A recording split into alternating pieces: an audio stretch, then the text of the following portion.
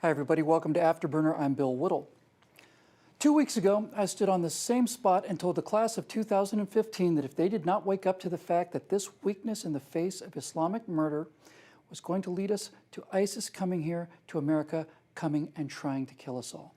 9 days later, ISIS came to an event in Garland, Texas, and tried to kill us all. They tried to kill all of us. Do you understand? All of us. Not just the people brave enough to make a point about the murderous intolerance of these murdering savages. Because despite what the left would dearly love for you to believe, they didn't come here to kill conservatives.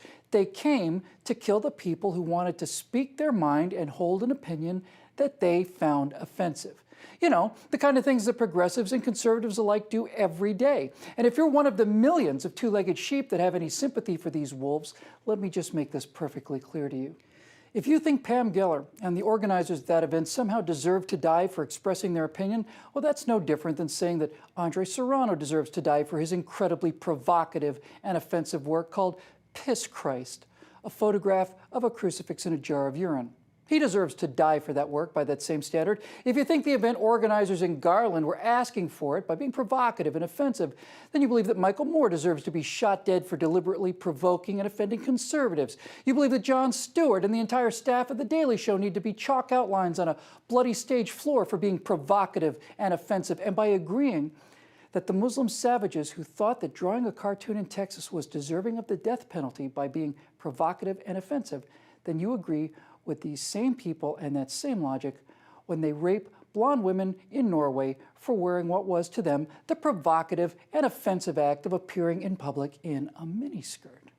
You know, she was just asking for it. If she didn't want to get raped, she should have worn a burqa. That's your position. You know, there's a word for this, and it's not tolerance, and it's not enlightenment, or fairness, or wisdom, any of those fig leaves. There is one thing that drives this phenomenon, this somehow explaining or even mitigating the actions of murderers who want to respond to cartoons with bullets. And that word is simple, unadorned, unrefined cowardice. Cowardice. The kind of museum-grade cowardice shown recently by Gary Trudeau, who said that the massacre of cartoonists at the Charlie Hebdo office in France was, well, regrettable. Somehow justified because they were picking on a downtrodden, ostracized class. The mass murder of cartoonists blithely and cleverly explained away by a cartoonist. You know, Gary Trudeau is a multimillionaire who has a house on his own little island in Connecticut. Millions of small, average Americans find what he writes to be provocative and insulting every single day. I wonder if Gary thinks it's okay if someday they give him what he deserves for being provocative and offensive. You know, progressives support Andre Serrano's right to be insulting and provocative, and Michael Moore and Jon Stewart and Gary Trudeau's, they fight for their right to be provocative and insulting, but not for any belief in the actual principles of free speech, because that would take courage. Now, they support their fellow progressives' right to provoke and insult conservatives and Christians because they know nothing is going to happen to them if they do. But insult the prophet, well, that these days has consequences. And that, of course, is the entire point, right? These radical Muslims smelled the fear coming out of these New York skyscrapers and thought that that stench covered the entire country. 2 of them discovered that in parts of Texas anyway, the air is still fit to breathe. Now, you see this? This is a bell curve. It's one of nature's hidden laws, this funny squiggle, because it determines, among other things, how attributes are distributed across a population. For example, if we're talking about height, there are very few people over 7 feet at the tall end of the curve, very few people under 5 feet at the other end, and right there in the center of this giant bulge is the average American male height of 5 feet 9.5 inches.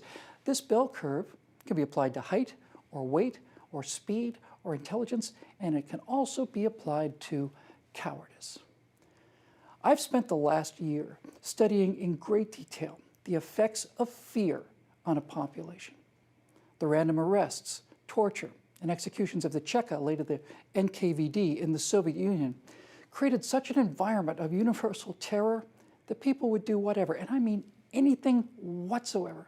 They'd sell out their wives, their children. They'd praise Stalin as they were being shot in the back of the head in his name.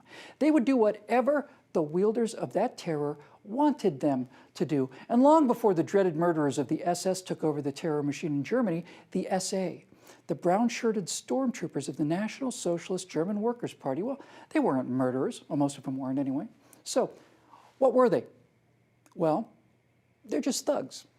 They're a private army of thugs that tore down opposition posters, threw beer mugs, and mostly beat up their political opponents, namely communists, supporters of the democratic Weimar Republic, homosexuals, and of course, the Jews. The Jews had been physically beaten and intimidated for 20 years before the cattle cars to Auschwitz and Treblinka opened their doors. Now, this bell curve can also be a bell curve of fear.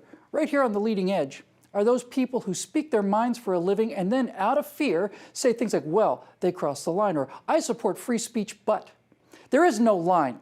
There is no but. Speech is either free, you can say what you want without being murdered for it, or you can't. You're not 60% dead and you're not a little bit pregnant. Speech is either free or it isn't. So we can fight the people who want to murder us for our speech, who, when you get right down to brass tacks, really want to murder us for our thoughts. And we can also fight those who apologize for them out of a vague, unfocused fear and cowardice. And we can fight them now, while we're still at the leading edge of the bell curve of cowardice, where cowardice lives mostly in New York skyscrapers and not in the heart of a Texas policeman with a pistol. Or we can do nothing and let the fear grow and be more careful and bow our heads and our minds until the fat part of the snake is among us and everyone is living in fear and everyone watches what they say. And we all wonder if the next line out of our mouths will offend and provoke someone into murdering us in cold blood, while the rest of the cowards applaud and cheer with sweat running down their brows as they did in Soviet Russia and Nazi Germany. Stating in clear and forceful terms to these 7th century savages that here in America, I'm going to do and say whatever I damn well please is not Islamophobia. Islamophobia is a reflective shield. It's rhetoric in a brown shirt. It is, in the widely misattributed words of Andrew Cummins, a word created by fascists and used by cowards to manipulate morons. If you think that the event in Garland, Texas was in any way justified because it was Islamophobic, then which one are you? Are you the fascist, or the coward, or the moron? Maybe you're all three.